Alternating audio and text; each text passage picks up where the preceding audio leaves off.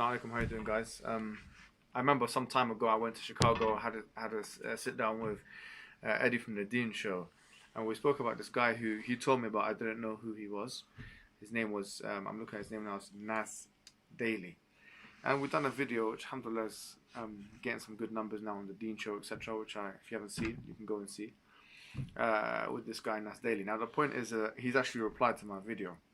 I've noticed that he's got quite a big following on Facebook. By the way, he's got about 10 million people following him on Facebook. Anyway, so this is his response to the video. He goes, "Love back. Thanks for respectfully dissecting my video. Just to be clear, my video still stands. The guy literally tried to explain why Christianity, Sikhism, Buddhism, etc. are wrong and Islam is right. And that's exactly why I'm not religious. Because of this talk, there's no way every Christian is going to hell. The billion Hindus in India cannot just go to hell simply for not following your belief system. Islam is the solution for you, but 5 billion others disagree." So let's just stick with that. Let's see his logic here. He says there's no way that X will happen. Before I even start, to be honest with you, I didn't even say in that video that all of the Christians and all the Jews and all the Hindus are going to go to hellfire. That's not our position. Our position is, the Quran says very clearly, وَمَا كُنَّا مُعَذِّبِينَ حَتَّى نَبْعَثَ رَسُولًا. We've spoken about this at length. It's very important to represent someone's position properly and to pay attention to what they're actually saying. Chapter 17 verse 15 says that we are not going to punish someone until we send them a messenger. So you can have like a polytheist, a Christian, a Jew, a Hindu who dies as a Hindu, who dies as a polytheist, but has never understood the real Islam. We should believe Allah will give them an independent test on the Day of Judgment. And we believe that the Creator, Allah, the All-Wise, the All-Knowledgeable, is all just as well. So He would not put someone in a position of oppression. So that's the first problem. But I think there is a hidden presupposition here with this guy, with this brother here, his name is Nas Daily, which is problematic. It's a philosophical problem. It's almost as if he's saying there is no ultimate truth, just because there is a number of people who are claiming it.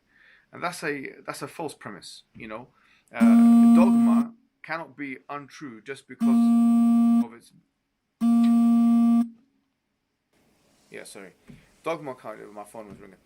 Dogma cannot be untrue just because of its being a dogma. Yeah, there's no philosophical or logical precept which dictates that if someone claims to be on the truth or claims an absolute truth, that absolute truth is a false one. Yeah, that there's no precept of that to that effect. And he actually makes... That's one logical problem. There's another problem, is that he falls into a fallacy called the fallacy of incredulity, which is that, I can't believe something. Something becomes amazing in your mind that you can't believe it. Just because you can't conceive it doesn't mean that it's not true. So that's an important aspect as well. He continues. He goes, "What will God do to them?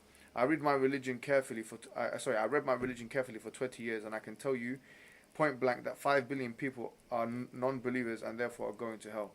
You read your religion in a very superficial way because you didn't come across this verse, or you don't understand the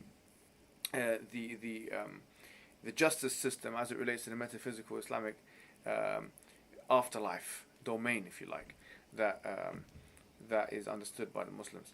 So what kind of world is this?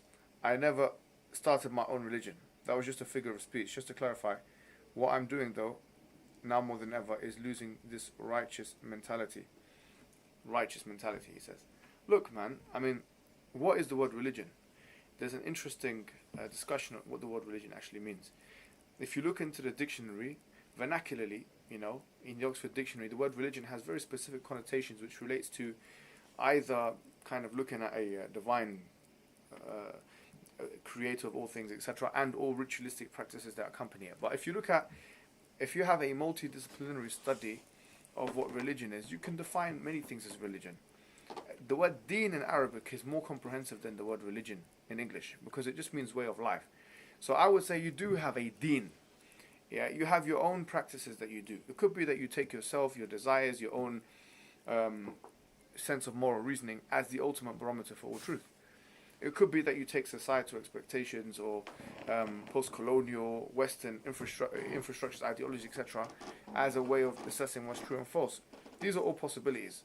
But you can't say that you don't have a way of guiding your life. That would be a false statement. Too many people think they're right. including the guest. Well, it doesn't mean anything. If we think we're right, it doesn't mean that we're wrong. It doesn't follow like that. My fear is that they might be wrong. And I'm not spending the rest of my life following the 2000 religion just because someone told me to. I hope this makes some sense. Well, once again, you make the same point.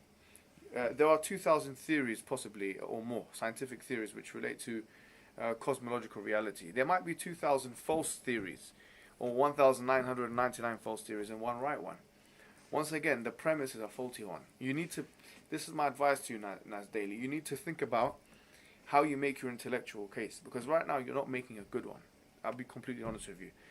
Philosophically, this is not a good intellectual case. So many people are claiming the truth, therefore I'm gonna maybe take a sophist position, yeah, which is the ancient Greeks, which they said that there is no ultimate truth. If that is your position, then ironically you have made an ultimate truth statement. You know, if you're saying everyone has an opinion of what truth is, and I'm going to say that it's all relative, then you're saying it's all relative is an objective value judgment. So there's nowhere to run, there's nowhere to hide. People need to just think about rationally, intuitively, logically, what is the most valid explanation for how we got here, why we are, and where we're going. And Naz, I hope you do that properly. And that's my advice to you, my friend.